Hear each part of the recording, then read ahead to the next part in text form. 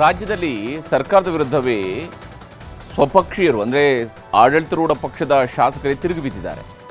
ದುಡ್ಡು ಕೊಟ್ಟರಷ್ಟೇ ಬಡವರಿಗೆ ಮನೆ ಅನ್ನುವಂಥದ್ದು BR ಪಾಟೀಲರು ಸಿಡಿಸಿದ್ದಂತಹ ಬಾಂಬ್. ಈಗ ಕಾಗವಾಡ ಶಾಸಕರು ಹೇಳ್ತಾ ಇದ್ದಾರೆ, ಮುಖ್ಯಮಂತ್ರಿಯವರು ವಿಶೇಷ ಅನುದಾನವನ್ನು ನನ್ನ ಕ್ಷೇತ್ರಕ್ಕೆ ಕೊಟ್ಟರೆ ಆ ಹಣನೇ ಬಿಡುಗಡೆ ಆಗಿಲ್ಲ, ಪರಿಸ್ಥಿತಿ ತೀರ ಕೆಟ್ಟಾಗಿದೆ ಮತ್ತು ನಾನು ರಾಜೀನಾಮೆ ಬೇಕಿರೋ ಕೊಡೋಕ್ಕೂ ರೆಡಿಯಾಗಿದ್ದೀನಿ, ನೀವು ರಾಜೀನಾಮೆ ಕೊಟ್ಟರು ಕೂಡ ಆಶ್ಚರ್ಯ ಪಡಬೇಡಿ ಅಂತ ಹೇಳಿದ್ದಾರೆ. ಮತ್ತೊಂದು ಕಡೆ ವಸತಿ ಸಚಿವರ ರಾಜೀನಾಮೆಗೆ ಶಾಸಕ ಬೇಳೂರು ಗೋಪಾಲಕೃಷ್ಣ ಅವರು ಆಗ್ರಹಿಸ್ತಾ ಇದ್ದಾರೆ. ಮೊಳಕಾಲ್ಮೂರು ಶಾಸಕರು ಸರ್ಕಾರದ ಮೇಲೆ ಸಿಟ್ಟನ್ನು ಹೊರಹಾಕಿದ್ದಾರೆ. ಕಾಂಗ್ರೆಸ್ ಮನೆಯಲ್ಲಿ ಯಾವ ಸ್ವರೂಪದಲ್ಲಿ ಅಸಮಾಧಾನದ ಬೆಂಕಿ ಹಾಗಾದರೆ ಹೊತ್ಕೊಂಡಿದೆ ಅನ್ನೋದನ್ನು ನಿಮಗೆ ತೋರಿಸ್ತೀನಿ. ನಾನು ಏನು ಹೇಳಿದ್ದು ಸತ್ಯ ಹೇಳಿದ್ದೀನಿ, ನಾನೇ ಮಾತಾಡೋದು ನನ್ನ ಧ್ವನಿ. ಇನ್ನು ಭಾಳ ಜನ ಹೇಳೋರಿದ್ದಾರೆ, ನಾನು ರಾಜೀನಾಮೆ ಕೊಡುವ ನಿಟ್ಟಿನಲ್ಲಿ ನನ್ನ ಮನಸ್ಥಿತಿ ಬಂದಿದೆ. ಲೆಕ್ಕ ಇದೇನಾದ್ರು ತನಿಖೆ ಮಾಡಿ ಅದು ತಪ್ಪಿಸೋ ಥರ ಮಂತ್ರಿ ರಾಜೀನಾಮೆ ಕೊಡೋದು ಒಳ್ಳೆಯದು. ಅಸಮಾಧಾನ ಹೋಗಲಾಡಿಸೋರು ನಾನು ಕರೆದು ಮಾತಾಡ್ತೀನಿ. ನಾನು ಸಿದ್ದರಾಮಯ್ಯ ಸರ್ಕಾರಕ್ಕೆ ಈಗ ಪ್ರತಿಪಕ್ಷಗಳಿಗಿಂತ ಆಡಳಿತ ಪಕ್ಷದ ಶಾಸಕರ ಕಾಟವೇ ಜಾಸ್ತಿಯಾಗಿದೆ. ಒಬ್ಬರಾದ ಮೇಲೊಬ್ಬ ಶಾಸಕರು ಈಗ ಸರ್ಕಾರದ ವಿರುದ್ಧವೇ ಮುಗಿ ಬೀಳ್ತಿದ್ದಾರೆ. ಭ್ರಷ್ಟಾಚಾರದಲ್ಲಿ ಕರ್ನಾಟಕ ನಂಬರ್ 1 ಅಂತ ಈ ಹಿಂದೆ ಬಸವರಾಜ ರಾಯರೆಡ್ಡಿ ಆಕ್ರೋಶ ಹೊರಹಾಕಿದ್ರು. ಇಡೀ ಸರ್ಕಾರಕ್ಕೆ ಮುಜುಗರ ತಂದಿತ್ತು. ಈಗ ಮನೆ ಬೇಕು ಅಂದ್ರೆ ದುಡ್ಡು ಕೊಡಬೇಕು ಅಂತ BR ಪಾಟೀಲ್ ಹೇಳಿಕೆ ಕೊಟ್ಟಿದ್ರು. ನಾನು ಬಾಯಿ ಬಿಟ್ರೆ ಸರ್ಕಾರವೇ ಅಲ್ಲಾಡಿ ಹೋಗುತ್ತೆ ಅಂತ BR ಪಾಟೀಲ್ ಆಡಿಯೋದಲ್ಲಿ ಮಾತಾಡಿದ್ರು. ಆಮೇಲೆ ಗಣಿ ಅಕ್ರಮ ಕೇಸ್ ತನಿಖಾ ವರದಿಗಳೇ ನಾಪತ್ತೆಯಾಗಿದ್ದು ತನಿಖೆಗೆ ಕಾನೂನು ಸಚಿವ HK ಪಾಟೀಲ್ 7 ಪುಟಗಳ ಪತ್ರ ಬರೆದು ಅಸಮಾಧಾನ ಹೊರಹಾಕಿದ್ರು. ಇವತ್ತು ಕಾಗವಾಡ ಶಾಸಕ ರಾಜು ಕಾಗೆ ಅಸಮಾಧಾನ ಹೊರಹಾಕಿದ್ದಾರೆ. ವಿಶೇಷ ಅನುದಾನ 2 ವರ್ಷಗಳಿಂದ ರಿಲೀಸ್ ಆಗಿಲ್ಲ, ಇನ್ನೆರಡು ದಿನದಲ್ಲಿ ನಾನು ರಾಜೀನಾಮೆ ಕೊಟ್ಟರು ಅಚ್ಚರಿ ಇಲ್ಲ ಅಂತ ರಾಜು ಕಾಗೆ ಗುಡುಗಿದ್ದಾರೆ. ರಾಜು ಕಾಗೆ ಒಬ್ಬರೇ ಅಲ್ಲ, ಇನ್ನೂ ಅನೇಕರು ಮಾತಾಡ್ತಾರೆ ಅಂತ ಮತ್ತೆ BR ಪಾಟೀಲ್ ಬಾಂಬ್ ಹಾಕಿದ್ದು. ಅನೇಕ ಕಾಂಗ್ರೆಸ್ ನಾಯಕರ ಹೆಸರನ್ನು ಪ್ರಸ್ತಾಪಿಸಿದ್ರು BR ಪಾಟೀಲ್. ನಾನು ಏನು ಹೇಳಿದ್ದು ಸತ್ಯ ಹೇಳಿದ್ದೀನಿ, ನಾನೇ ಮಾತಾಡೋದು ನನ್ನ ಧ್ವನಿನೇ. ಇದು ನನ್ನ ಕ್ಷೇತ್ರದಲ್ಲಲ್ರಿ, ಬಹುತೇಕ ಎಲ್ಲ ಕಡೆ ನಡೆದಿದೆ ಇದು. ಬರ್ರಿ, ಆಡಳಿತ ಸಂಪೂರ್ಣ ವಿಫಲವಾಗಿದೆ, ನನಗೆ ಮನಸ್ಸಿಗೆ ನೋವಾಗಿದೆ, ನಾನು ರಾಜೀನಾಮೆ ಕೊಡುವ ನಿಟ್ಟಿನಲ್ಲಿ ನನ್ನ ಮನಸ್ಥಿತಿ ಬಂದಿದೆ. ಇನ್ನ ಬಹಳ ಮಂದಿ ಹೇಳೋರು, ಇನ್ನು ಬಹಳ ಜನ ಹೇಳೋರಿದ್ದಾರೆ. ಹೀಗೆ ಒಬ್ಬರ ಹಿಂದೆ ಒಬ್ಬರು ಸರ್ಕಾರದ ವಿರುದ್ಧವೇ ಬಹಿರಂಗ ಅಸಮಾಧಾನ ಹೊರಹಾಕ್ತಿರೋವಾಗ್ಲೇ ಸಾಗರ ಶಾಸಕ ಬೇಳೂರು ಗೋಪಾಲಕೃಷ್ಣ ಸಚಿವ ಜಮೀರ್ ಅಹಮದ್ ರಾಜೀನಾಮೆ ಕೇಳಿದ್ದಾರೆ. ಮೊಳಕಾಲ್ಮೂರು ಶಾಸಕ NY ಗೋಪಾಲಕೃಷ್ಣ ನಮ್ಮ ಸರ್ಕಾರದಲ್ಲಿ ನಯಾ ಪೈಸೆ ಕೆಲಸ ಆಗ್ತಿಲ್ಲ ಅಂತ ಸಿಟ್ಟಾದ್ರು. ನಾನು ML ಆಗಿದ್ಕೊಂಡು ನಮ್ಮ ಗ್ರಾಮಗಳಲ್ಲಿ ಒಂದು ಚರಂಡಿ ಮಾಡೋಕ್ಕಾಗ್ತಾ ಇಲ್ಲ, ನನಗೆ ಒಂದು ರಸ್ತೆ ಮಾಡೋಕ್ಕಾಗೋದಿಲ್ಲ, ಯಾವುದಾದ್ರೂ ಒಂದು ಒಳ್ಳೆ ದೂರದ ಒಂದು ಕಣ್ಣಿಗೆ ಕಾಣ್ತಕ್ಕಂಥ ಒಂದು ಶಾಲೆ ಕಟ್ಟಕ್ಕಾಗಲ್ಲ.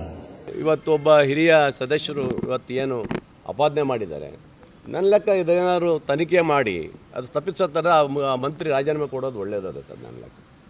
ಇದರಲ್ಲಿ 2 ಮಾತಿಲ್ಲ. ಇದರಲ್ಲಿ ಯಾವಾಗ ಒಬ್ಬರ ಹಿಂದೆ ಒಬ್ಬರು ಕಾಂಗ್ರೆಸ್ ಶಾಸಕರು ತಮ್ಮದೇ ಸರ್ಕಾರವನ್ನ ಹೀಗಳೆಯುತ್ತಿದ್ದಂತೆ CM ಎಲ್ಲರನ್ನೂ ಕರೆದು ಮಾತನಾಡ್ತೀನಿ ಅಂತಿದ್ದಾರೆ. ಯಾರು ಜೊತೆ ಕರೆದು ಮಾತಾಡ್ತೀನಿ. ಏನು ಅನುದಾನ ಕೊಟ್ಟಿದ್ದಂತ? ವಿಶೇಷ ಅನುದಾನ ಅಂತ ಇದೆಯಾ ಬಜೆಟ್ನಲ್ಲಿ? ನಾವು ಗ್ರ್ಯಾಂಟ್ಸ್ ಕೊಡೋದನ್ನೆಲ್ಲ ವಿಶೇಷ ಅನುದಾನ ಅಂತ ಕರೀತಾರೆ. ಅದು CM ಅನುದಾನ ಅಂತ ಇಲ್ಲ, ವಿಶೇಷ ಅನುದಾನ ಕೊಡಬೇಕಾದ್ರೆ ಕೊಡೋದ್ ಕಡೆ ಕೊಡ್ತೀವಿ ಅಷ್ಟೇ. ನಾನು ರಾಯಚೂರು ಬಪ್ಪ ಅಂತ ಕೇಳಿದ್ದೆ, ಅವರು ನನ್ನ ಕರೆದಿಲ್ಲ, ಬರಲ್ಲ ಅಂತ ಹೇಳ್ದ. 25ನೇ ತಾರೀಕು ಬರ್ತೀನಿ ಅಂತ ಹೇಳ್ದ. ಬಾಪ 25ಕ್ಕೆ ತಪ್ಪದೆ ಬಂದು ಭೇಟಿಯಾಗು ಅಂತ ಹೇಳಿದ್ದೀನಿ. ಗೊತ್ತಿಲ್ಲ ನನಗೆ ಯಾವ ಈ ಸನ್ನಿವೇಶದಲ್ಲಿ ಹೇಳಿದ್ದಾರೆ ಅಂತ ಗೊತ್ತಿಲ್ಲ ನನಗೆ. ನಾನು ತಿಳ್ಕೊಳ್ತೀನಿ, ತಿಳ್ಕೊಂಡು ಆಮೇಲೆ ಮಾತಾಡ್ತೀನಿ. ಸರ್ಕಾರಕ್ಕೆ ಸ್ವಪಕ್ಷೀಯರೇ ಕೊಡುತ್ತಿರುವ ಪೆಟ್ಟು ಸಹಜವಾಗಿ ಪ್ರತಿಪಕ್ಷಗಳಿಗೂ ಅಸ್ತ್ರವಾಗಿದೆ. ಕಾಂಗ್ರೆಸ್ ಸರ್ಕಾರದ ವಿರುದ್ಧ ರಾಜ್ಯವ್ಯಾಪಿ ಹೋರಾಟಕ್ಕೆ ಬಿಜೆಪಿ ನಿರ್ಧಾರ ಮಾಡಿದೆ. CM DCM ರಾಜೀನಾಮೆಗೆ ಸದನದ ಒಳಗೂ ಹೊರಗೂ ಹೋರಾಟಕ್ಕೆ ತಂತ್ರ ರೂಪಿಸಿದೆ. ಮುಂಗಾರು ಅಧಿವೇಶನದಲ್ಲೂ ಭ್ರಷ್ಟಾಚಾರದ ಆರೋಪಗಳನ್ನೇ ಅಸ್ತ್ರ ಮಾಡಿಕೊಳ್ಳಲು ತಯಾರಿ ಮಾಡಿಕೊಳ್ಳುತ್ತಿದೆ. ಕಾಂಗ್ರೆಸ್ ಶಾಸಕ ರಾಜು ಕಾಗೆ ಕೂಡ ಇವತ್ತು ಈ ಸರ್ಕಾರದಲ್ಲಿ ಹಣ ಕೊಡದೆ ಯಾವುದು ಕೂಡ ಸೈನ್ ಆಗ್ತಿಲ್ಲ. ರಾಜು ಕಾಗೆ ಅಂತಲ್ಲ, ಅಂತವ್ರು 10 ಜನ ಇದ್ದಾರೆ, ಒಬ್ಬೊಬ್ಬರೇ ಬಾಯಿ ಬಿಡ್ತಾರೆ, ನೀವೇ ಕಾದು ನೋಡಿ. ನನಗೆ ಅರ್ಥ ಆಗೋದಿಲ್ಲ. ಸಂಪುಟ ಸಹೋದ್ಯೋಗಿಗಳು ಸಂಪುಟದಲ್ಲಿ ಚರ್ಚೆ ಮಾಡ್ಬೋದು, ವೈಯಕ್ತಿಕ ಚರ್ಚೆ ಮಾಡ್ಬೋದು. ಆದರೆ ಬಹಿರಂಗವಾಗಿ ಪತ್ರ ಬರೀತಾರೆ ಅಂತಂದರೆ ಈ ರಾಜ್ಯದಲ್ಲಿ ಸಂಪುಟದಲ್ಲೂ ಕೂಡ ಸಾಮರಸ್ಯ ಇಲ್ಲ, ಒಬ್ರಿಗೊಬ್ಬರು ವಿಶ್ವಾಸ ಇಲ್ಲ, ಮತ್ತು ಅವರು ಎತ್ತುವಂಥ ವಿಚಾರಗಳಿಗೆ ಸ್ಪಂದನೆ ಸಿಗೋದಿಲ್ಲ ಅಂತ ಹೇಳಿ ಬಹಿರಂಗಗೊಳಿಸ್ತಾ ಇದ್ದಾರೆ ಅಂತ ನನಗನ್ನಿಸ್ತಾ ಇದೆ. ಇಷ್ಟೆಲ್ಲ ಅವ್ಯವಹಾರ ಆಗಿ ಜಮೀರ್ ಅಹಮದ್ ಖಾತೆಯಲ್ಲಿ ಕೋಟ್ಯಾಂತರ ರೂಪಾಯಿ ಲೂಟಿ ಆಗ್ತೈತೆ ಅಂತ ಅವ್ರ ಶಾಸಕರೇ ಹೇಳಿದ ಮೇಲೇ ಮನೆಗೆ ಕಾಸು ಕೊಟ್ಟರೆ ಮನೆ, ಇಷ್ಟೆಲ್ಲ ಇದ್ದರೂ ಕೂಡ ಅವ್ರ ಮೇಲೆ ಏನು ಕ್ರಮ ಇಲ್ಲ. ಸಿದ್ದರಾಮಯ್ಯನವರು ಇದ್ರ ಬಗ್ಗೆ ಮಾತಾಡೋದೇ ಇಲ್ಲ ಅಂತ ಹೇಳಿದ್ರೆ ಈ ಸರ್ಕಾರ ಪೂರ್ತಿ ರಕ್ಷಣೆ. ಇವರು ದರೋಡೆಗೆ ನಿಂತಿದ್ದಾರೆ, ಲೂಟಿಗೆ ನಿಂತಿದ್ದಾರೆ. ಯಾಕೆಂದರೆ ಬಿಹಾರ ಚುನಾವಣೆ ಬೇರೆ ಬರ್ತಾ ಇದೆ. ಕಪ್ಪ ಕಾಣಿಕೆ ಅರ್ಪಿಸ್ಬೇಕಲ್ವಾ? ಈಗ ಕಪ್ಪ ಕಾಣಿಕೆ ಕೊಡದೇ ಇದ್ರೆ ನಿಮ್ಮ ಅಧಿಕಾರ ಕಳ್ಕೊಳ್ತಕ್ಕಂಥ ದಿನಗಳು ಬರ್ಬೋದು. ಈ ವಸತಿ ಇಲಾಖೆನಲ್ಲಿ ನಡೆದಿರ್ತಕ್ಕಂಥ ಭ್ರಷ್ಟಾಚಾರ, ಎಚ್ ಕೆ ಪಾಟೀಲ್ ಅವರು ಹೇಳಿರ್ತಕ್ಕಂಥ ಕೊಟ್ಟಿರ್ತಕ್ಕಂಥ ಪತ್ರ ಮತ್ತು ಕೃಷ್ಣ ಬೈರೇಗೌಡ ಅವರು ಹೇಳಿರ್ತಕ್ಕಂಥದ್ದು, ರಾಜು ಕಾಗೆ, ಎಲ್ಲ ವಿಷಯಗಳನ್ನು ತೆಗೆದುಕೊಂಡು ನಾವು ಇಷ್ಟರಲ್ಲೇ ಕೂತ್ಕೊಂಡು ನಿರ್ಧಾರವನ್ನು ಮಾಡ್ತೇವೆ. ನಮ್ಮ ಸೆಷನ್ನಲ್ಲಿ ಈ ಎಲ್ಲ ವಿಷಯಗಳನ್ನು ನಾವು ತೆಗೆದುಕೊಳ್ತೇವೆ. ನೀವು ಮೊದಲಿನ ಸಿದ್ದರಾಮಯ್ಯ ಇಲ್ಲ, ಹಿಂದಿನ ಟರ್ಮ್ದಾಗಿ ಮುಖ್ಯಮಂತ್ರಿ ಇದ್ದಾಗಿನ ಸಿದ್ದರಾಮಯ್ಯ ನೀವು ಇಲ್ಲ. ನಿಮ್ಮಲ್ಲಿ ಒಂದು ರೀತಿ ಒಂದು ಕೆಟ್ಟ ಗುಂಪು ನಿಮ್ಗೆ ಸೇರಿ ನಿಮ್ಗೆ ಹಾಳು ಮಾಡಕತ್ತಾರ. ಅದಕ್ಕೆ ಹೇಳಿದ್ರೆ ಇಲ್ಲ, ಯಾವೆಲ್ಲ ನಾ ಮೊದಲಿನ ಸಿದ್ದರಾಮಯ್ಯ.